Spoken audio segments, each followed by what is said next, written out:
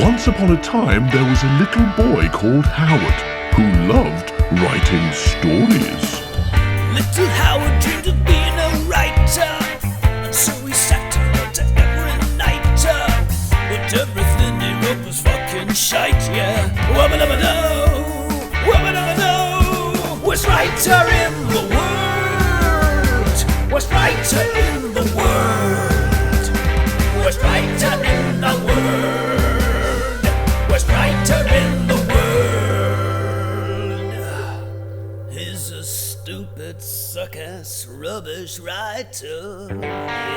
This week's plot so far is by Peter Gordon. Hooray! A golden bus of rich, delinquent school kids arrives at a golden Butlins attached to the motorway services. The children are checked into individual rooms with wall beds, and the teachers divide up their responsibilities by the totally fair method of seeing which ones have penises. The ones with penises can go for some beers in the disturbingly green bar or disco, followed by a trip to the casino to use up some of the surplus money, while those without penises have to keep an eye on the children. The scene is now set for the epic story of a child going to the next room to visit a girl. Oh, and something about a vending machine. Brilliant.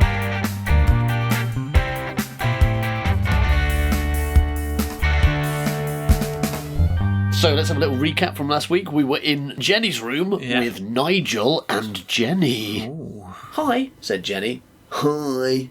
I don't think I can stand staying in here with all those wonderful things going off downstairs. Going off like fireworks. Or cheeses, like old cheese. I don't think I can stay in here with all that cheese going off downstairs. Yeah. Yeah. Okay. Well, we know what it is then. So she's obsessed with that, with watching. The milk's getting hard, Nigel. Yeah, with watching milk curdle. The thought of that milk getting hard, and me lying here, not looking at it. Pardon? I've got something you can watch get hard.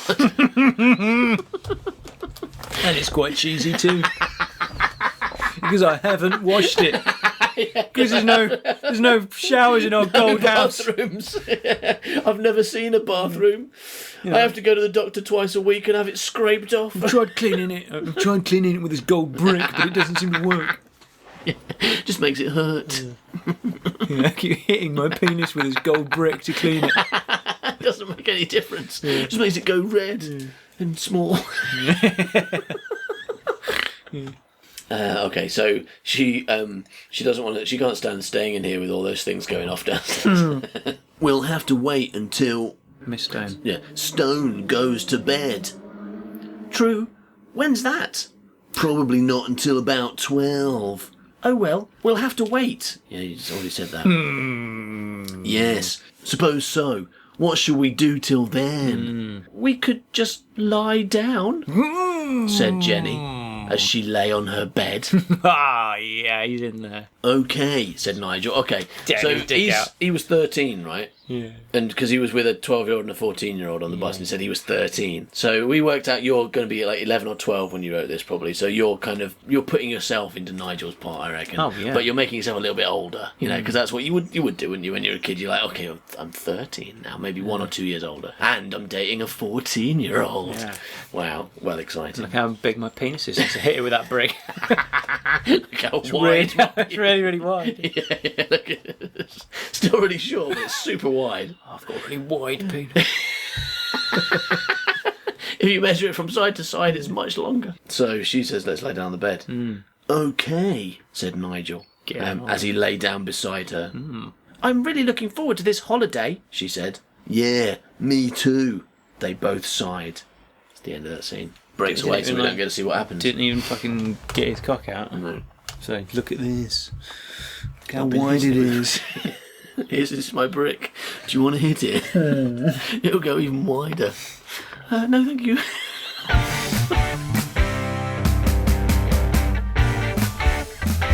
On on the 6th floor, Ms. Stone was parading the corridor. It's always parade. She doesn't walk, she parades. Yeah. I reckon she's got a rifle over her shoulder. You know, she's probably carrying a flag. Feathers and a tail. Yeah, she's... Trumpet. yeah, absolutely. She's got a Bit marching band twirling behind a baton, her. yeah. yeah, banging their drums. No one can sleep. That's another reason. It's another reason people don't stay in this hotel. Because of that marching band that walks up and down the corridors all night long with Ms. Stone at the front twirling a baton. I'm trying to get some sleep. I don't care. I'm stopping children from bumming each other.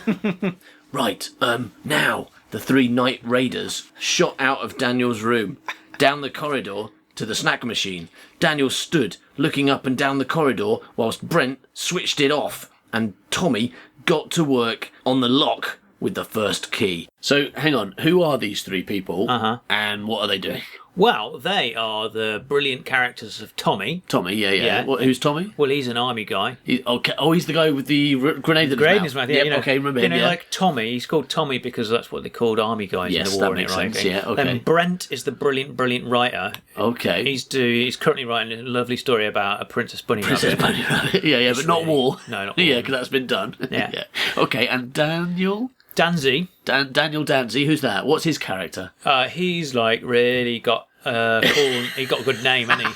Danzy. He's not even in the list, is he? Daniel just doesn't get a character. Hasn't he? Isn't he well developed for his age? And he's got lovely black hair and green eyes, isn't he? No, I think that's Jenny. Okay. Does he have a suitcase full of cake? No, that's Arthur. Does he like astrophysics? No, that's Buck and Catherine. Does he hang around with 2 other people called Tommy and Brent, and his name's Danzy? Yeah, I think he is that the one? very much the third wheel on this group, right? And okay, so what are they doing? Oh yeah, they're breaking into a vending machine, a snack machine, to steal the snacks out of the vending machine. And Miss Stone, Miss Stone has just gone past. Phew, said Tommy, when the teachers were out of sight.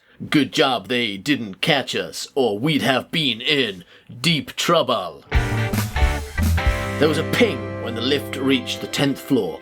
Out stepped the twins. You hold the door, Cara, said Sarah, whilst I find something to jam it with. The twins enjoyed causing mischief, and the thought of stopping the lifts from Monkey... Yeah. All right, they're going to stop the lift from Monkey, and to be honest, that's easy. That's not easy. I'm doing that right now with all the lifts in the world. I'm stopping them from Monkey. It's not, because one of the buttons in the lift makes a monkey noise. That's true. That is true. Okay, fair enough. So you got to break that button. Yeah. I think it says moving. The thought of stopping the lifts from moving was a very interesting one. Interesting. I've had an interesting thought. Yes. What is it? Stopping the lift from moving. Oh, Yeah. let's just sit here and think about that for a while. My concept of interesting differs greatly from most. The idea of Stopping lifts a not lift. moving is very interesting. Oh, I'd like to read a story about that. Yeah. So, the only way that could be better is if simultaneously, while the lift is not moving, there's also some kids raiding a snack machine. I think that'd really push it into the realms of true excitement, right? Some drunk adults hitting the casino. No, it's good. Yeah. Sarah stuck the bin in between the 2 doors, and they didn't close. Now the other one, said Sarah. Cara pressed the button while Sarah went off to retrieve another bin. It's a great bin scene.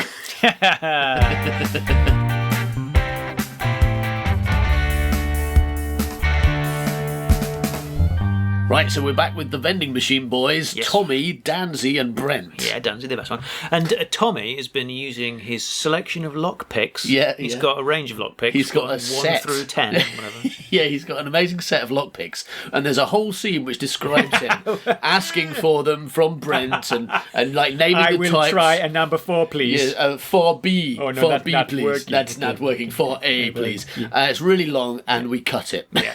So now We're doing it again for you. Number 7, please, Danzy. This is basically what happened, but much longer. And now we're jumping to the end when he's found the right pick and got it, said Tommy as the lock clicked as he turned the key.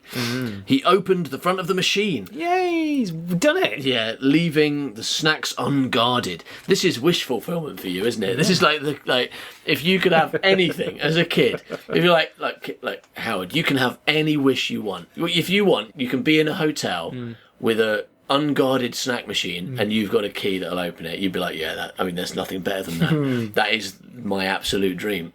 Do you want, like, win the lottery? No, snack machine. I like the challenge. The three of them started filling their carrier bags with crisps, chocolate, and sweets. When their bags were full, Tommy closed the machine, and the three of them rushed down to Daniel's room and through the door. Daniel closed it behind them. They emptied 6 carrier bags of sweets, chocolate, mints, and crisps, I've already said that, onto Daniel's bed. There's mints there now, but they didn't empty them out of the machine, so where do they come from? It's a mystery. No, it's mints. It's a mystery. It's beef. It's beef. Oh, okay. He's been at the bag of mints, bag of mints. Yeah, he's been at the butcher's. Yeah. Oh, he's got a butcher's. So they emptied the mince, a leg of lamb, and some pork chops onto the bed. And there's Legolas from The Hobbit. He's come along to eat the mince with us. Yeah, he's dead. He's in chops. Leg of lamb. What do we do with the towel? Says Brent. Don't know. Never really thought about it. Well, we can't keep it. That would be stealing. So they've just spent ages robbing a machine, right? They've succeeded after a lot of trying, all different keys and stuff, lots of planning. And then the first thing they do is get the stuff back, and one of them says, we can't keep it, that would be stealing. That's really weird. Right? Well, it's like when you go fishing, you don't keep the fish, you put them back, don't you? It's not like that. So we can't keep it, that would be stealing. We could put it back. No way, I'm not going through all that again. Couldn't we give it to charity or something? Great idea, Danzy, but which one and how would we get it to them? Well, we could... Just go down the reception and just stuff the crisps into the collection tin. Their crisps, yeah. What are you doing? We're just putting crisps in your collection. We're giving them to charity. Where did you get those crisps from? I just nicked them out of your vending machine. But we're not keeping them because that would be wrong. That would be stealing. But taking them out of the breaking into your vending machine, taking the crisps out and putting them in your charity collection box, that's not stealing. That's fine. That's like a surrealist act.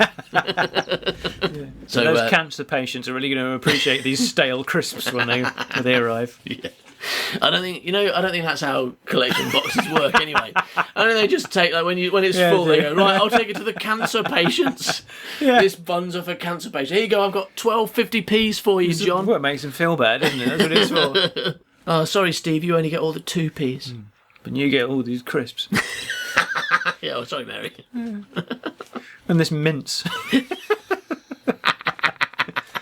Shoving ground beef into it. Who wants this leg of lamb? Anyone? It's kind of old. It's been in the vending machine for a while. Oh, it's got maggots coming out of it. Yeah, give it to charity. They'll love it. Just take it down the fucking cancer research shop and leave it outside the front door. Just walking around town with bags of meat. Going, what are you doing? Oh, we're just trying to give our meat to charity. What? Yeah, we've got loads of meat that we nicked out of a hotel vending machine. Yeah. We can't keep it, it's stealing. Do you know any charities that accept meat? No, I don't. You kids are weird. Okay, let's try it. Let's try the British Heart Foundation down the road. They like British Heart. Maybe they'll like minced beef as well. Oh, let's try the Salvation Army. So they like arms. Maybe they'll like legs as well. Okay, so we could ask Polly about it. Yeah. She knows about God and charitable things, doesn't she? Suggested Brent. Oh, it's Brent. Damn it. Okay, so we could ask Polly about it. She knows about God and charitable things, doesn't she? Things. Suggested Brent. God and charitable things. Yeah. God and charity. Yes. They all know one thing, don't they? It's brilliant. Yeah, and anything that's vaguely associated with those things. She knows about God and charity. People that like God, they like charity as well, don't they? I think they do, Ted. Okay, that's what we'll do then. We'll ask her when. Tomorrow? No, tonight. Yes. We'll get bored of having nothing else to do. Yeah, and we'll probably eat this leg of lamb if we don't. So. Oh no, that's the wrong character as well, because the next one's Tommy. Fuck you and your fucking refusal to say who's speaking. Doesn't matter, just do all three of them. It's not important, is it? But here's what's going on. They've stolen all the crisps and chocolate and mints. Oh, not leg of lamb, yeah. Yeah, the leg of lamb from the vending machine. Mm-hmm. Then they've gone, okay, well now we've done that. That was fun. Well done us. No regrets. But obviously we can't keep it because that would be a crime. So what we'll do is we'll ask Polly, because she knows about God. Right? We'll say, Polly, what charities accept crisps? Stolen crisps. Yeah. She knows all about God, and she's like, No, they're not stolen. stolen. That's what they said. Keeping it would be stealing. They don't understand what the word stealing means. Right. All right. They think that you can take stuff that's not yours as long as you don't then keep it. So if you go into a bank with a gun and you say, "Give me a big sack of money," that's fine, unless you then keep the money. Well, like Robin Hood, he wasn't stealing, was he? Yeah, he was stealing from the rich and giving to the poor. I mean, that's robbing. what he did. Yeah, that is a synonym. Yeah, he was robbing from the rich. Well, maybe they don't And know what hooding to the maybe poor. they don't know what synonyms are. So they're going, "Oh, well, it's not stealing." Maybe they don't. They're going yeah. like, "This is robbing. That's fine. Robbing is fine, but stealing is bad." Because Yeah, it breaking and it entering. wasn't Batman and stealing, was it? Meanwhile, on the 4th floor, Arthur had also noticed the snack machine. He was the fat one, right? Because we made him Gret. Oh yeah. He was the one who brought his own cake. Yeah. Right, he brought like 2 suitcases full of cake. He must have right? finished it already. With his head into Yeah, the yeah. snack machine. So he's noticed the cack machine, the snack machine, and was determined to spend his holiday money on the goodies inside. The two suitcases he had brought hadn't lasted as long as he had expected. They've only been gone one day. Yeah, and he wanted to stock up. Were they full of cake, or was it just various snacks? I forget. All kinds of stuff. All kinds But of stuff. cake was okay. in there as well. There was cake. So he's got 2 suitcases of stuff, and they've just had like a few hours on the road, and he's ate it all. He is Gret Binchleaf. It's impossible. Yeah, it He's is. eaten 2 Unless you're suitcases, Gret Binchleaf. Load of cake. Yeah, I mean, 2 suitcases. If you think about that, I mean, 2 suitcases full of anything, even like something really light, like a meringue or a sponge. So, you know? Where are we? So, yeah, so he's eating his 2 suitcases full of cake. He's probably eating the suitcases. Yeah, well, they're leather, he can. All right, so after he'd finished his fried suitcase, no, they hadn't lasted as long as he had expected, and he wanted to stock up. He'd expected they'd last 2 days, but they'd only lasted 1. Less than 1. I mean, they haven't been overnight yet. This has got to be like maybe, I mean, maximum 12, 13 hours. That's true, yeah. So it hadn't lasted as long as he had expected, and he wanted to stock up. So when he was certain no one was around, he crept from his room and over to the machine. But he's just going to buy stuff.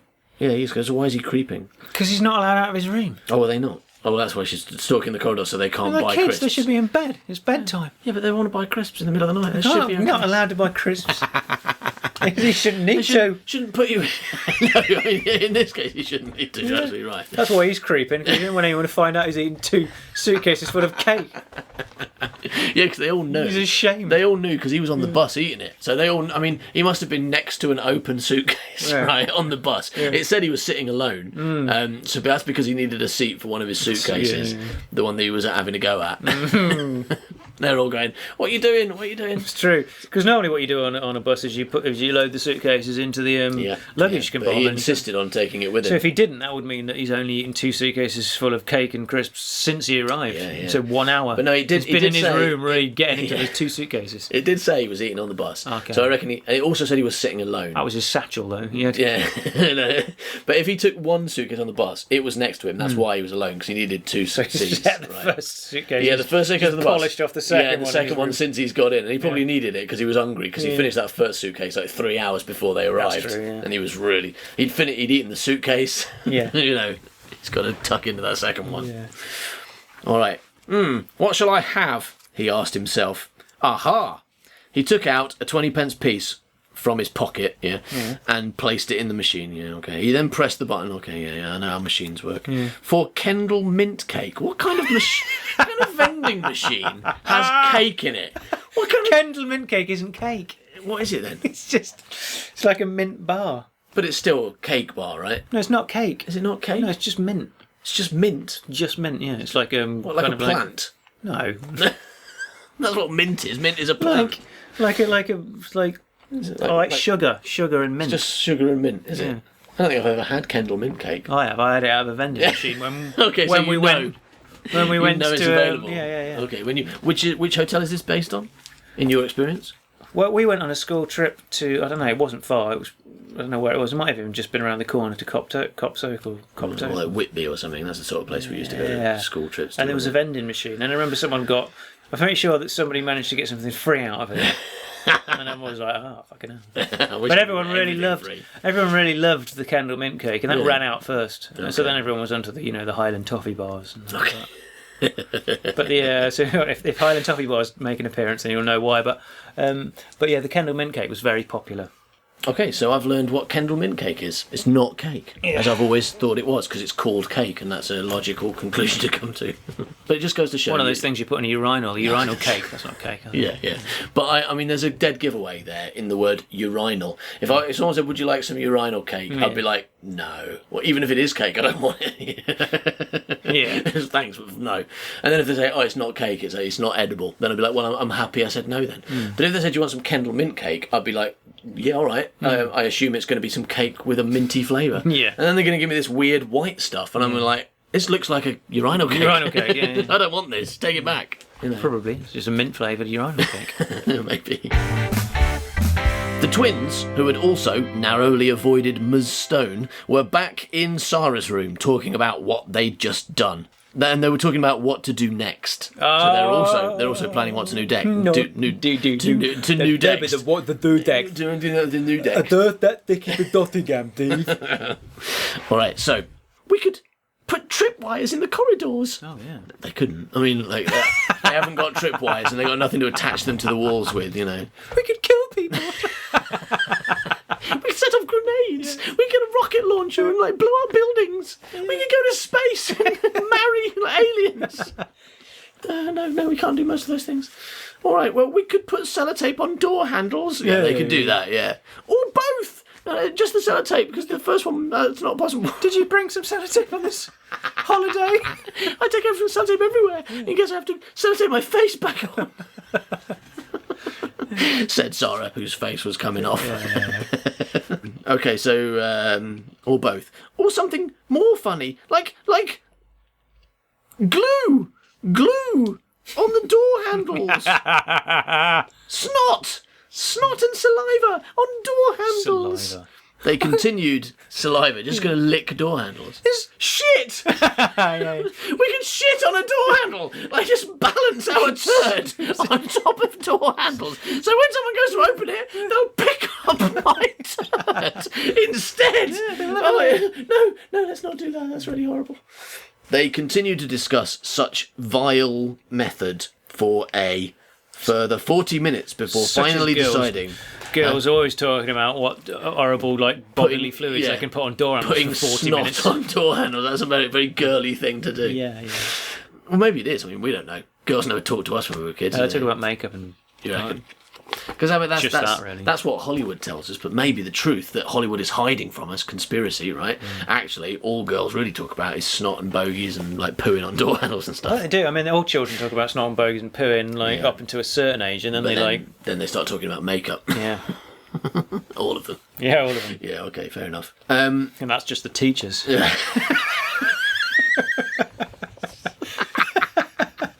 Yeah, that's just the teacher children. Absolutely. All children talk about makeup, and that's just the teachers. You really nailed that joke for me. Well done. So, you might remember the last episode, Deputy Head Ken Parker, who's got a lovely moustache, Tom Haining, the cool teacher, and piss-covered bus driver Rafe Dix were all sharing a lovely pint in the brilliant Butlin-style bar. That's the point, actually. I mean, they've all got rooms, but he hasn't had a shower.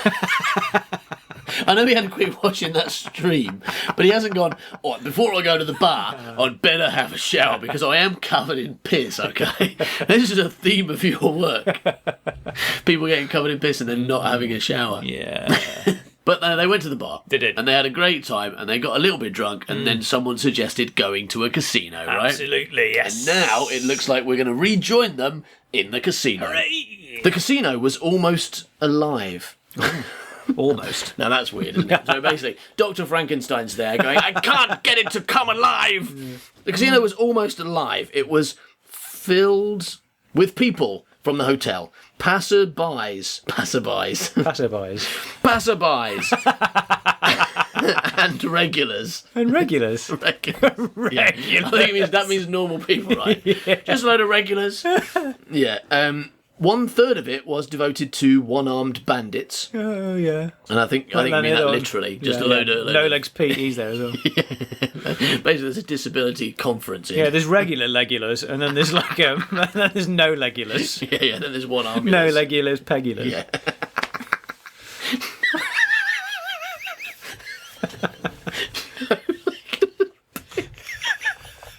What does that mean?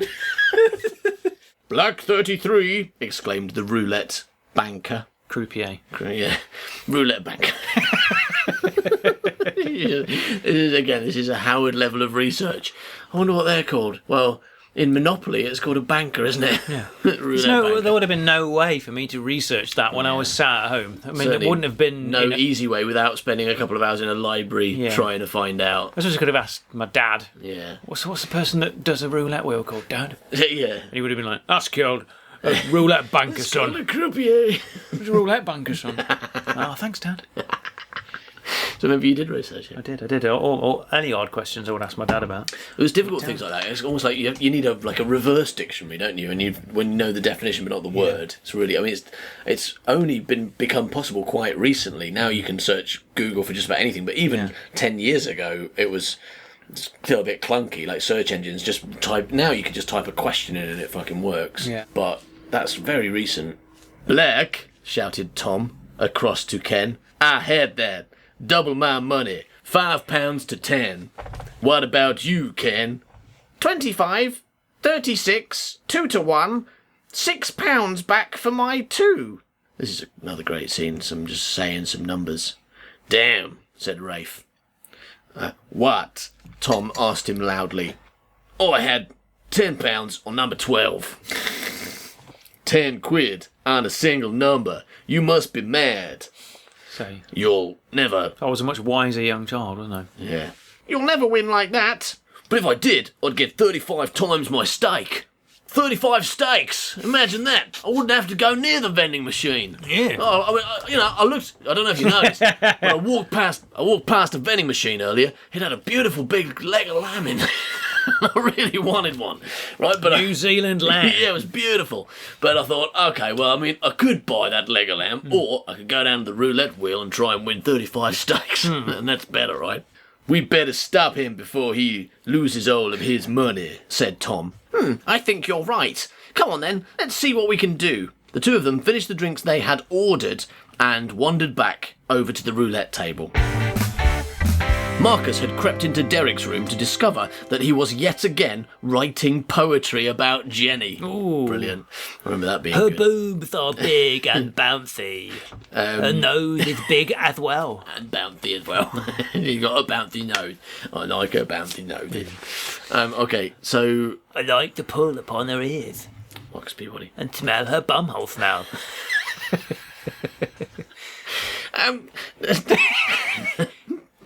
Derek, do you think this last line really works? Oh yes, Marcus. I'm very pleased with that particular I think line. if you change it so that it says something else, no, not ended with, I like to smell her bubbles. You think it's not very romantic, is it? I mean, you could talk about the way she smells, but perhaps not focus on her bumhole. What do you think, Derek?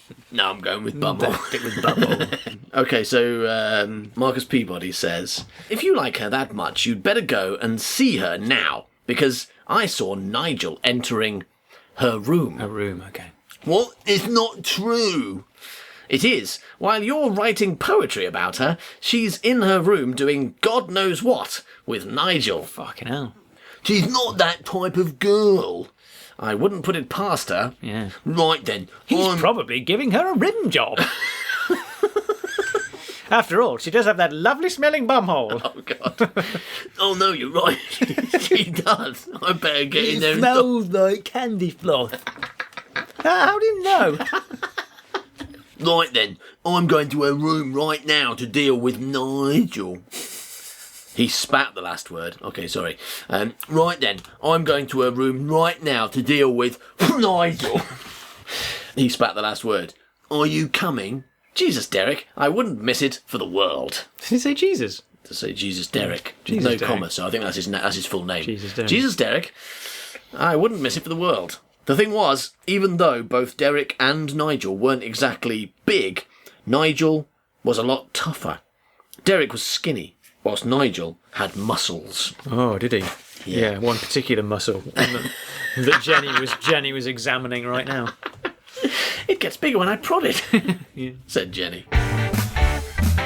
Where do you think you're going? Demanded Ms. Stone of Carlos, Oh, yeah. who was dressed in blue. Oh, sorry, who was dressed in blue and white striped pyjamas, Jimmy. and his royal cape, which was purple with gold braiding. Yeah, and didn't match particularly well with the pyjamas. No. So he is actually royal, right? Yeah. And he's took his royal cape with him, right, on this school trip. And when he's got in his pyjamas and he's gone, I know what I'll do. I'll just quickly put my cape on and go and rob the stamp machine. That's what's happening, right? Yeah. Definitely. Put my crown on. Yeah. Put my crown on, get my sceptre. Yeah, get on my horse. right down the corridor, right down the steps. Where does Carlos think he's going? What happened to Claire and Anne and Alison and Polly and Buck and Catherine and Amy? Are they all on their way to Jenny's room to fight Nigel and then do it with her? Find out next week on Worst writer in the world. Worst writer in the world. Worst writer in the world. Worst writer in the world. Thanks for listening to this episode of The Worst Writer in the World. Best writer in the world, yeah. If you would like to hear the extended episodes, then you can by joining us on Patreon for as little as $2 a month. And hey, this week's a really good week to do it, Howard, because there's a lot of extra stuff in this week's extended episode. There's some amazing content all about that famous Colville character, the mysterious Friendless Penkless. Friendless Penkless, yeah, who's someone we went to school with, who we used to call Friendless Penkless, or sometimes ostracised Bic lapels. And if you want to know why, and hear the full story of Friendless Penkless, and also some dirty, dirty insights into Howard's teenage sex life. Oh, sexy. Ooh, the things you got up to with other people's girlfriends, then you can hear that in the extended episode this week. And, as if that's not enough, you can also hear our detailed thoughts on the 1980s TV game show Bullseye. I mean, everybody wants to hear that. We've also got the ongoing art challenge, so if you haven't already, why not draw one of the characters and stick it up on our Facebook group. Okay, thanks for listening, everybody. Bye-bye. Bye-bye. He's a stupid, suck-ass, rubbish writer. Yeah.